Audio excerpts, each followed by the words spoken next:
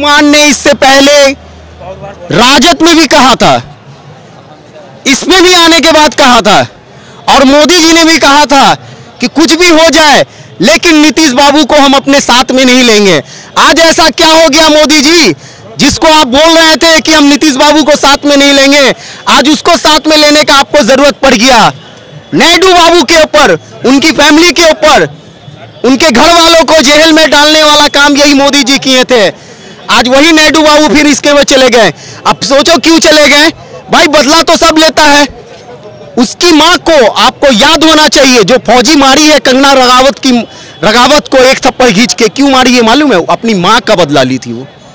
उसकी मां को कहा था खालिस्तानी है, आतंकवादी है, 100 रुपया लेकर पैसा, और वो धरना पर बैठी हुई है, इसीलिए उसने एक पड़ाका खींच के मारा था, थापड़ मारा था उसको। नमस्कार, मैं रश्मि कौशिक और आप मेरे साथ देख रहे हैं सनसनी रिपोर्टर न्यूज। शपथ ग्रहण समारोह होते ही विपक्ष की तरफ से यह सवाल बार बार उठाया जा रहा है कि क्या मोदी जी की सरकार स्थिर रहेगी या अस्थिर रहेगी। आइए जानते हैं दिल्ली की जनता से। क्या नाम है सर? साबिर नाम हुआ। सर, जैसा कि आप जानते हैं कल शपथ ग्रहण समारोह हो चुका है मोदी जी का, तो आपको क्या लगता है ये सरकार कब तक चलेगी? ये सरकार तब तक चलेगी जब तक मोदी जी के हाथ में डंडा है।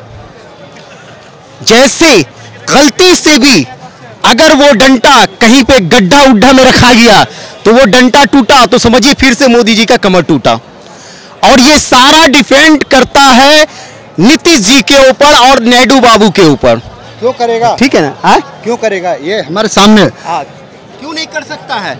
आपको शायद मालूम होना चाहिए कि नीतीश बाबू 10 बार चेंज हो चुके हैं, तो क्या 11वां मरतबा चेंज नहीं हो सकते हैं? आप इतना भरोसा के साथ कह सकते हैं? बताओ। हम कहते हैं कि नीतीश कुमार ने बोल दिया है वो जुबान अपना पक्का करेंगे। अगर जुबान पक्के एक बात, नीतीश कुमार ने इससे पहले राजद में भी कहा था, इसमें भी आने के बाद कहा था, और मोदी जी ने भी कहा था कि कुछ भी हो जाए लेकिन नीतीश बाबू को हम अपने साथ में नहीं लेंगे। आज ऐसा क्या हो गया मोदी जी, जिसको आप बोल रहे थे कि हम नीतीश बाबू को साथ में नहीं लेंगे, आज उसको साथ में लेने का आपको जरूरत पड़ गया। नायडू बाबू के ऊपर, उनकी फैमिली के ऊपर, उनके घर वालों को जेल में डालने वाला काम यही मोदी जी किए थे। आज वही नायडू बाबू फिर इसके में चले गए। अब सोचो क्यों चले गए भाई, बदला तो सब लेता है।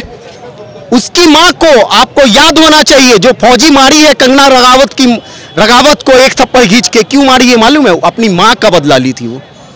उसकी मां को कहा था खालिस्तानी है, आतंकवादी है, 100 रुपया लेकर पैसा, और वो धरना पर बैठी हुई है, इसीलिए उसने एक पड़ाका खींच के मारा था, थापड़ मारा था उसको। क्या आपको नहीं लगता कि अहिंसा नहीं करनी चाहिए थी उनको? देखिए, हम तो ये कहेंगे कि फौजी ने जो किया है बहुत ही अच्छा किया है। आपको ही मालूम है कि पूरे फैमिली इंडस्ट्री के लोग इनका सपोर्ट कर रही है फौजी का, और देश की जनता भी कर रही है। क्यों कर रही है? क्योंकि उसने गलत किया था। लेकिन किसी को थप्पड़ मार देना कहाँ तक का न्याय? देखिए, थप्पड़ की बात करते हैं तो फिर हम बोलेंगे केजरीवाल जी को भी थप्पड़ मारा गया था, कन्हैया कुमार को भी थप्पड़ मारा गया था, तब उस समय नहीं बोले कहाँ का न्याय है? आज उस फौजी ने कंगना को थप्पड़ मार दिया तो आप बोल रहे कहाँ का न्याय है? तो वही वाला बात हो गया। क्या मैम हद करती हैं। और एक बात और मैं कहना चाहूंगा, हमारे प्रधानमंत्री जी कहते हैं कि मैंने आतंकवाद खत्म कर दिया, मैंने आतंकवादियों को खत्म कर दिया। आज कल की डेट की बात है, मेरे पास पेपर भी है, प्रूफ से मैं बात करता हूं, ऐसी नहीं बात करता हूं, ठीक है ना? खास करके बीजेपी वाले के लिए ये देख लो क्या लिखा हुआ है। जैसे मोदी जी शपथ ग्रहण लेते हैं और देख लो क्या कांड हो गया देश के अंदर में। कहाँ? वैष्णो, जम्मू में, वैष्णो देवी में। ये कहने का मतलब है, अब ये बताइए मोदी जी, आपने कहा था कि मैंने आतंकवादी को खत्म कर दिया, तो फिर ये कैसे हो गया? इसका जवाब कौन देगा? जो इतने लोग मरे हैं, आप बताओ। एक थप्पड़ पर आप सुनो, क्या ये कहाँ का अन्याय है? इतने लोग मर गए, ये कहाँ का अन्याय है? मोदी जी पहले से ही प्रधानमंत्री थे, 2 बार मैंने, तीसरी बार शपथ लिया है। शपथ लेने के बाद ही कल ही आतंकवाद हुआ है। अब कल के बाद अब दिखाना तब आतंकवाद कहाँ होगा? ये आतंकवाद तो देखो, आतंकवाद 10 साल से तो जनता देख ही रही थी। 10 साल में 5 साल भी नहीं सह पाएगी मोदी जी को। 6 महीना के अंदर में मैडम मोदी जी तो ऐसे हैं, कह रहा हूँ ये सरकार मोदी जी के देश का न प्रधानमंत्री होगा है। देखो हमारा जवान पता है कहाँ से कमजोर हुआ?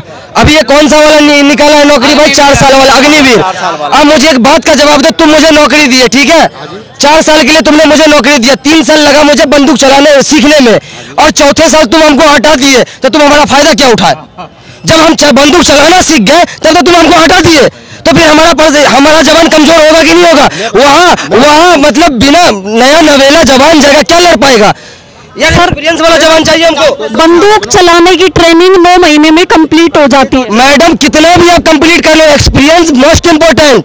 एक्सपीरियंस जो 9 महीने में हो जाती है। नहीं, फिर भी नहीं, आपका जो पुराना जवान जो जिस इससे हौसले से लड़ेगा वो नया नहीं लड़ पाएगा। हौसला बनाने में बहुत वक्त लगता है, ट्रेनिंग अलग चीज है, लेकिन लड़ने के लिए हौसला का होना जरूरी है। अब जब हम लड़ने के पूरे काबिल हो गए तब तो तुम हमें घर पे बैठा दिए। जो काबिल होगा जब 17-18 साल की नौकरी देंगे वापिस से, जो काबिल नहीं होगा उसको हटा देंगे। यार 4 साल में जाएगा तो काबिल नहीं होगा, उसे हटा दिया जाएगा, जो काबिल नहीं होगा। मैंने अभी भी कहा है, 2 करोड़ इनसे पूछो नौकरी कहाँ है? कहाँ है नौकरी? आप नहीं करते हो, आप काम नहीं करते हो, काम नहीं करते हो तो गवर्नमेंट नौकरी होती है, गवर्नमेंट नौकरी ही नौकरी। आपसे बोलूंगा भाई, आपसे उंगली झगड़ा नहीं कर रहा हूँ भाई, एजुकेशन की स्पेलिंग बताओ, मैं इनसे हारूंगा। जिसका टेस्ट होगा और जिसका ये व्हाट्सएप वाला ज्ञान ना उसके पास रहना, मोदी जी के पास पढ़े लिखे बंदे खड़े, किसका स्पेलिंग चाहिए तुमको? बताओ किसका स्पेलिंग चाहिए तुमको? बता किसका? मैडम अभी ये वाला अखिलेश यादव जिंदाबाद। अखिलेश यादव था, अखिलेश यादव है और वही रहेगा यूपी में, ठीक है, और सरकार बनेगी राहुल गांधी की। अब ही सरकार है ये वाला। एक बैसाखी से है नायडू जी और एक तरफ से है नीतीश चाचा। अब मोदी जी को करना ये होगा कि नीतीश चाचा को और नायडू को कंटिन्यू कैल्शियम देना होगा। अगर कैल्शियम कम दिया पैर हो जाएगा कमजोर, धराम से गिरेगा, फिर मोदी जी धराम। लेकिन अगर राहुल गांधी भी बनेंगे तो वो भी तो गठबंधन से ही बनेंगे ना। देखो तो अभी राहुल गांधी के एक भी बयान देखे हो? मेरा सिर अकेला लड़ रहा, वो ये कहते हैं कि हमारे साथ भारत की जनता लड़ रहा, डिफरेंट इसको बोलते हैं। वो ये नहीं कहते मेरा सिर अकेले लड़ रहा। अभी शेर को वैसाखी की जरूरत कैसे पड़ गई भाई? ये 38 ठगबंधन का सहारा लेकर के तू खुद को शेर बता रहा, ये कौन सा शेर है जो गीदड़ का सहारा ले रहा? कैसा शेर है भाई? गठबंधन में भी पार्टियां मिलके ही लड़ रही है। क्या गठबंधन में कह रहे हैं? इंडिया गठबंधन में कोई कांग्रेस की पार्टी नहीं लड़ रही है, वो लड़ी है। प्रधानमंत्री बनने लायक है नहीं है, काम की मुझे ये तो बता दो।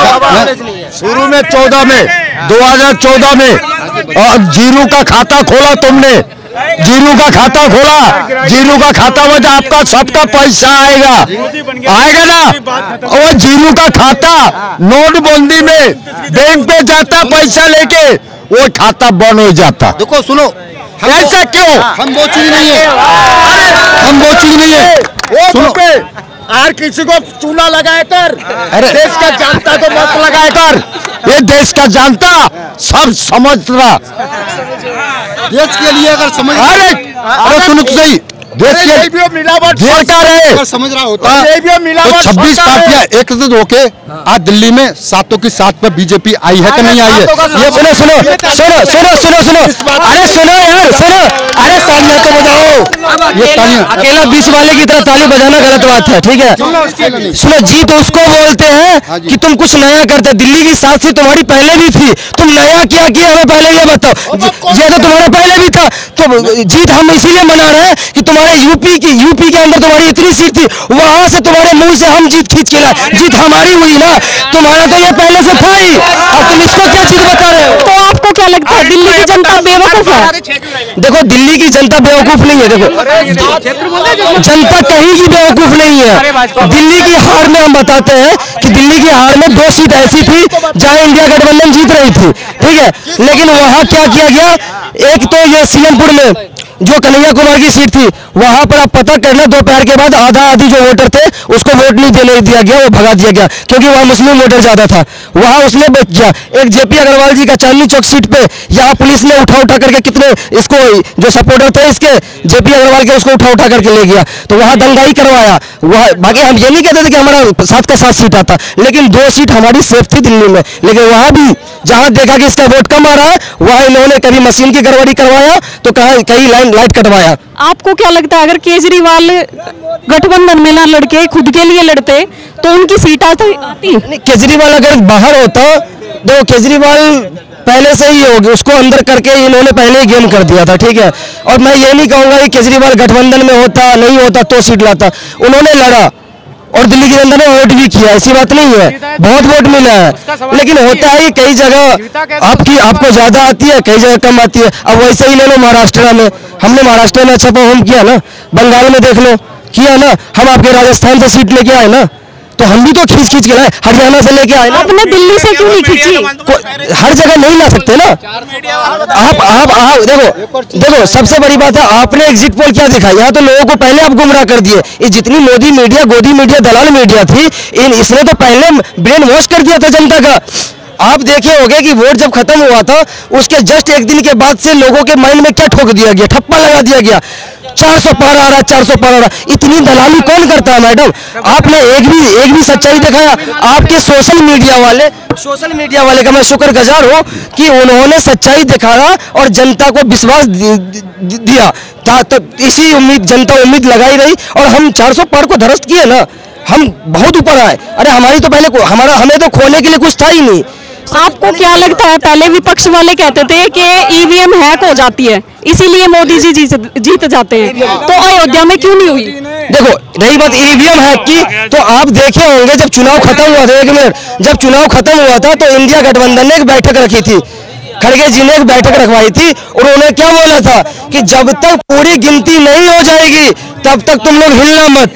अब चोर चोरी करने आएगा, अब मैं ड्यूटी दूंगा तो हिम्मत है चोर की चोरी कर लेने की, तो ये हमें क्रेडिट मिलनी चाहिए, ये इंडिया गठबंधन को क्रेडिट जानी चाहिए। इसीलिए चोरी नहीं हुआ क्योंकि चोर के लिए कोतवाल पहले से खड़ा था, डटा था, इसीलिए नहीं हुआ।